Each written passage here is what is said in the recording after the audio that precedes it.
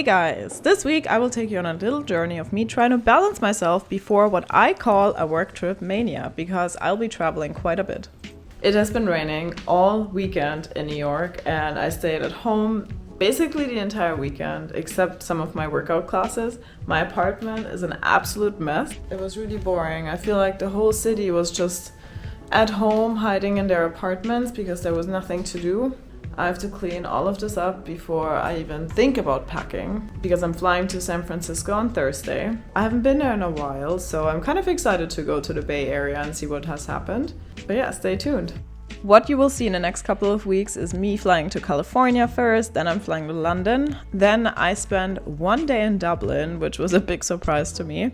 Then I spend one night in New York and back to California for another work trip. So if you want to see how that goes, follow along. But let's go back to what this video is about. Balance, especially work-life balance. For me, balance means being able to close my work laptop at a certain time and focus on other hobbies and priorities in my life. For you, it can mean something completely different, and that's okay because we all have different goals. However, knowing what balance looks like for you is the first step in making your own work-life balance better because you can hold yourself more accountable.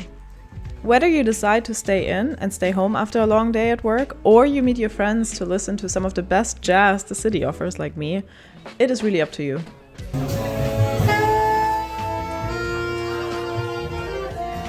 Also, knowing how to balance your brain can be a real game changer. I, for example, cannot stand living in an apartment that is disorganized because my brain can't think freely, but other people thrive in messy apartments. Then, don't try to force yourself into a sleeping schedule that doesn't work for you. Some people are true night owls and they don't mind working until 9 p.m. because they start their day much later, while others love to start working at 7 a.m. in the morning. So having good work-life balance can mean something completely different for someone that's not you. For example, I know so many engineers that start their workdays at like 1 p.m. or 2 p.m. and they just work longer and they're totally happy with that. While for me, if I started my day at 1 p.m. or 2 p.m. and worked until 9 p.m., that would be a deal breaker. So once you actually know how good work-life balance looks for you, that's when you can start advocating for yourself. If you feel like your work-life balance is bad right now because it doesn't align with how you feel most productive, I want to encourage you to have a conversation with your manager and find a solution. There is nothing wrong with you asking to reschedule a 10 a.m. meeting to a later time if it's still within the core meeting hours of your team. Okay, as a side note, in this video I'm going to take you to one of my favorite libraries in the city. It's the Jefferson Market Library and they reopened it, I think a year ago, I'm not 100% sure. But most people in New York don't know that the New York Public Library has so many things to offer. You can get free ebooks, free audiobooks, you even get free museum entry for each museum in New York once a year, which is crazy. And the best thing, it's all free. I am here in the New York Public Library because I need to renew my library card. And this is probably the most pretty library the whole city has. Look at this. Can't wait to show you.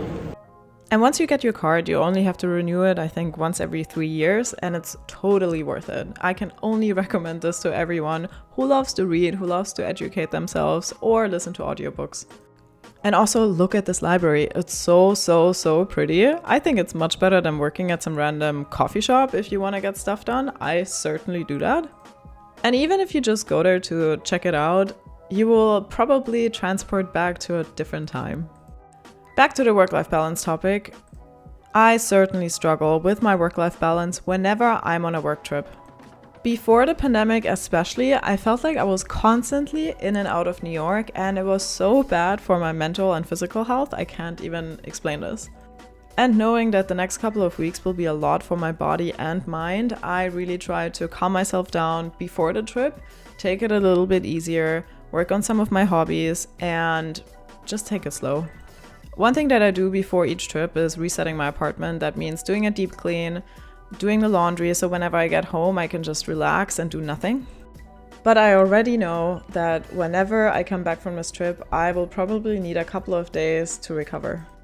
Oh, one cool thing that happened that week was I got invited to an event by JBL. They launched a new pair of noise-canceling headphones, and it's the first of its kind with a touchscreen on their charging case where you can customize your listening experience.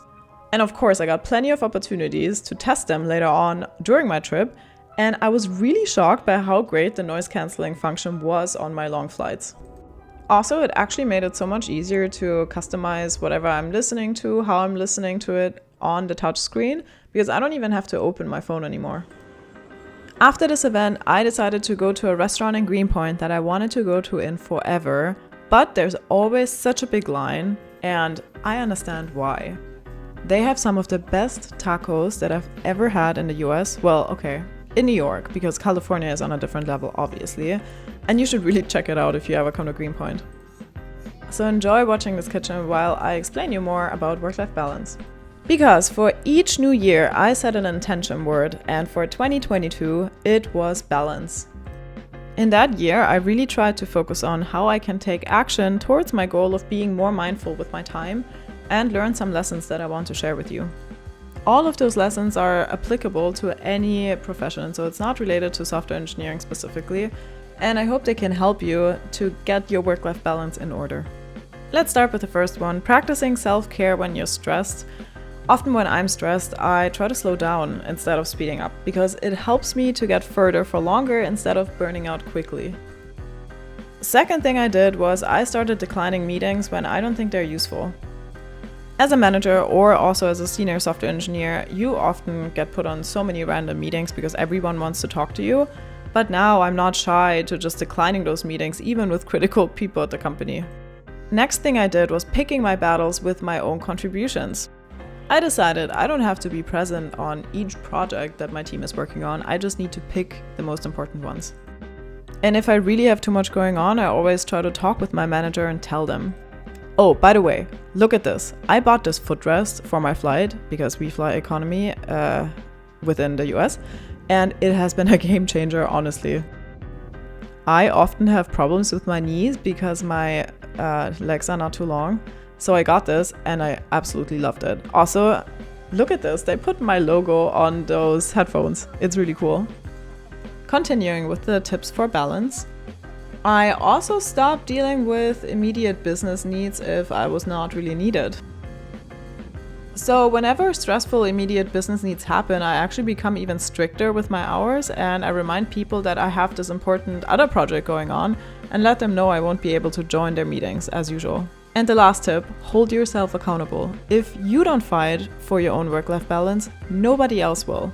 Okay, I've arrived in California, so this video ends here, and next time you can see me in California.